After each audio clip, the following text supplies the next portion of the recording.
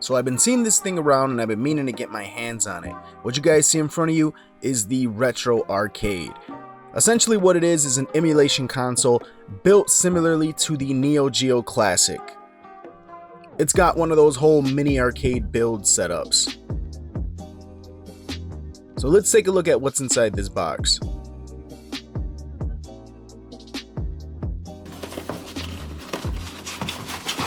Slide that off.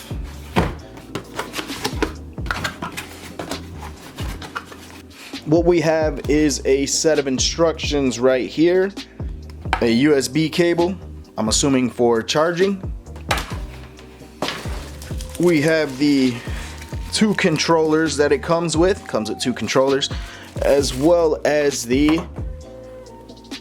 TV output. Now it's using the old yellow, white, and red. I don't know why I just didn't go with HDMI. Would have been a lot better if it was HDMI, but this is what it comes with. And you have two game pads. And here is the console itself.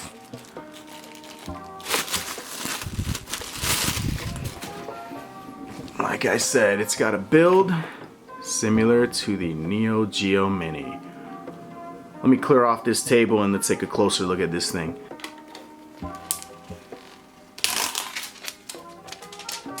It's got the joystick right there. Start and select button. A Y, X, and L button. An A, B, and R button. This thing actually feels pretty nice.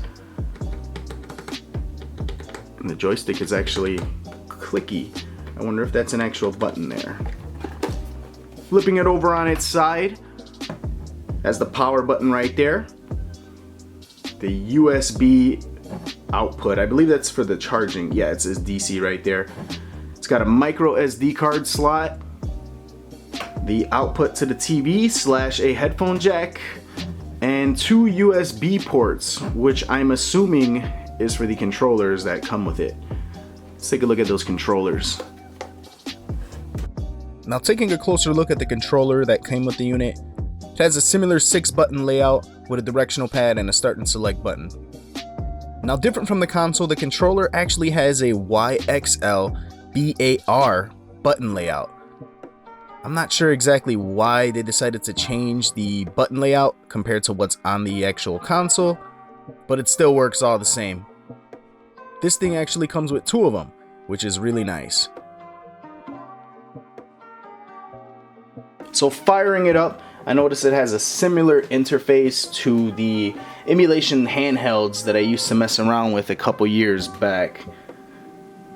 I guess you got some of the premier games right at the face of the console. It's got your battery indicator right there. See, we got Dinosaurs, Captain Commando, Punisher, Area 88, World Fighter. So let's go ahead and try out Dinosaurs, which I'm pretty sure is Cadillacs and Dinosaurs. Let's see.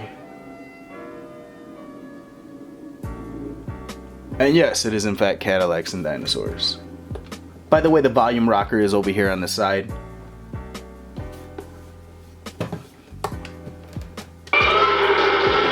Oh! That is loud, really loud. Okay, so the device has two volumes, dead silent and loud as shit. There's really no in between. There we go. I managed to get it somewhat more quiet.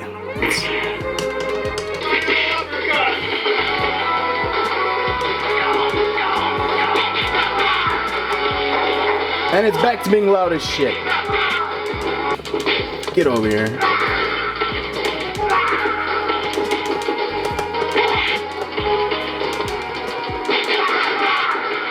It actually plays really good on here.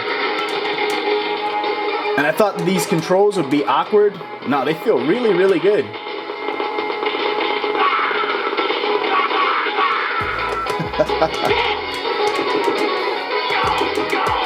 Let's see if we could pull up the full game list. Should be right there. simulation games, transplant games, TF games.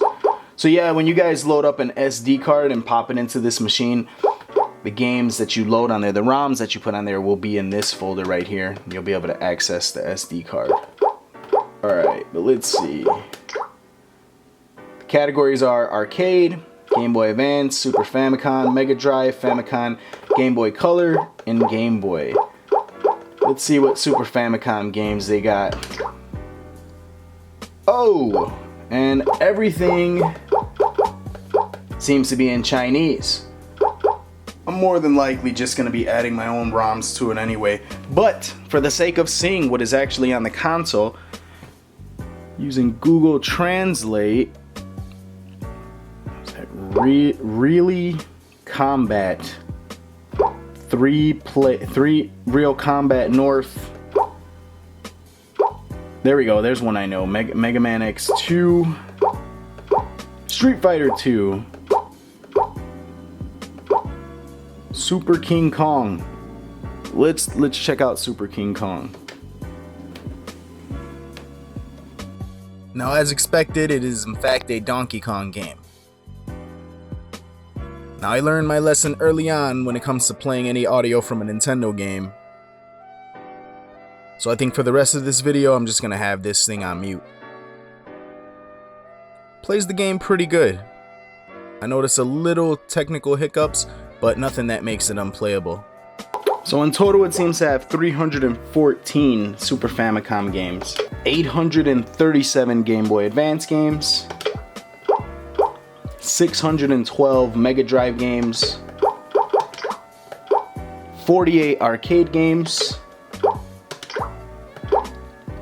204 Game Boy games, 116 Game Boy Color games,